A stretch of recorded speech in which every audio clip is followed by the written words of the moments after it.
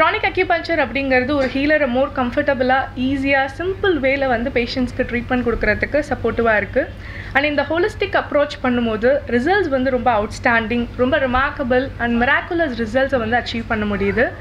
இந்த நியூ டைமென்ஷனை வந்து டாக்டர் வஹாப்ஸில் இன்ட்ரடியூஸ் பண்ணது doctor Salahuddin. Why chronic acupuncture? The traditional reason அப்படின்னு எடுத்துக்கும் போது இட் இஸ் ஆப்வியஸ். ஏன்னா அக்யூபஞ்சர் செய்கிற ஒவ்வொரு டாக்டருமே அதனுடைய நெக்ஸ்ட் ஸ்டெப் அப்படின்னு பார்க்கும்போது ஹீலிங்கில் it is chronic acupuncture. 5 levels of healing skills. Grand Master Choa Kusner basic புக்கில் சொல்லியிருக்காரு. சைனீஸ் மெடிக்கல் சயின்ஸில் வந்து there are 5 levels of healing. ஒரு பேஷண்ட்டை வந்து ஹீல் பண்ணுறதுல 5 levels இருக்குது. இதில் ஃபர்ஸ்ட் லெவலில் வந்து டியூனா ஆர் அக்யூ ப்ரெஷர் அப்படின்னு சொல்லலாம்.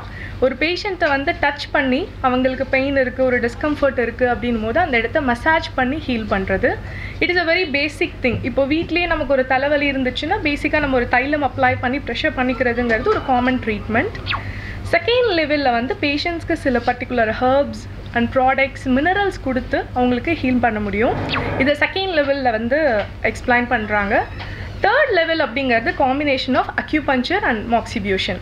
இங்கே வந்து நம்ம அக்யூபஞ்சர் அப்படின்னு ரெப்ரசென்ட் பண்ணும்போது இட் இஸ் மாடர்ன் அக்யூபஞ்சர்.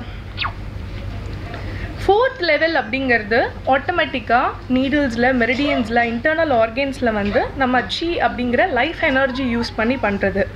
இதை வந்து master higher level of healing and it requires training and practice, many additional years of training அப்படின்னு மென்ஷன் பண்ணியிருக்காரு. Fifth level is masters pranic healing. Without touching the patient நம்ம பண்ணுற ஹீலிங்கை வந்து fifth level, the highest level அப்படின்னு சொல்கிறாங்க. So நம்ம use பண்ணுற நீடில்ஸோ, மெட்டீரியல்ஸோ, ஸ்டிமுலேட்டர்ஸோ எதுவுமே இல்லாமல் நம்ம ஒரு பேஷண்ட்டை வந்து கம்ப்ளீட்டாக ஹீல் பண்ணுறது தான் pranic healing. History of acupuncture அப்படிங்கிறதுல நம்ம பார்க்கும்போது தேர் வேர் ஸ்பெஷலிஸ்ட். அதாவது ஒரு பர்டிகுலர் அக்யூபஞ்சர் பாயிண்ட்னுடைய பெனிஃபிட்ஸ் என்ன, அதனுடைய அட்வான்டேஜஸ் என்ன, டிஸ்அட்வான்டேஜஸ் என்ன அப்படிங்கிறது மோர் தென் thousands of years வந்து ஒரு பாயிண்ட்டுக்கே வந்து ஒர்க் அவுட் பண்ணியிருக்காங்க. உங்களுக்கெல்லாம் தெரியும் there are 365 main acupuncture points ஒரு பாடியில் இருக்குது அப்படின்னு. இது இல்லாமல் 700 அடிஷ்னல் பாயிண்ட்ஸ் இருக்குது. ஸோ ஒரு 1000 பாயிண்ட்ஸ்னுடைய இண்டிகேஷன்ஸ், லொக்கேஷன் நம்ம இன்றைக்கி படிக்கிறோம் அப்படின்னா இது எல்லாமே வந்து ரிசர்ச் பண்ணும்போது ஒவ்வொரு பாயிண்ட்டுக்கும் 1000 years வந்து ப்ராக்டிஸ் பண்ணி ரிசர்ச் பண்ணி தான் அந்த அவுட்புட் கொடுத்துருக்காங்க. ஒரு பர்டிகுலர் ஹீலர் வந்து ஒரு பாயிண்ட் பற்றி மட்டுமே அவரோட லைஃப் டைமில் ரிசர்ச் பண்ணியிருப்பார். அதுக்கப்புறம் அவர் ஒரு டிசைபிளை சூஸ் பண்ணி அவர் அந்த ஒர்க்கை கண்டினியூ பண்ணுவார். இந்த மாதிரி ஃபியூ ஜென்ரேஷன்ஸ் ஒர்க் பண்ணி தான் ஒவ்வொரு பாயிண்ட்னுடைய அவுட்புட் என்ன. இப்போ LI11 அப்படிங்கிறது இட் கிவ்ஸ் இம்யூனிட்டி அப்படிங்கிறது நம்ம சிம்பிளாக படிக்கிறோம். பட் இதுக்கு வந்து ஹிஸ்ட்ரியில் பார்த்தீங்கன்னா லாட்ஸ் ஆஃப் டெடிகேஷன்ஸ்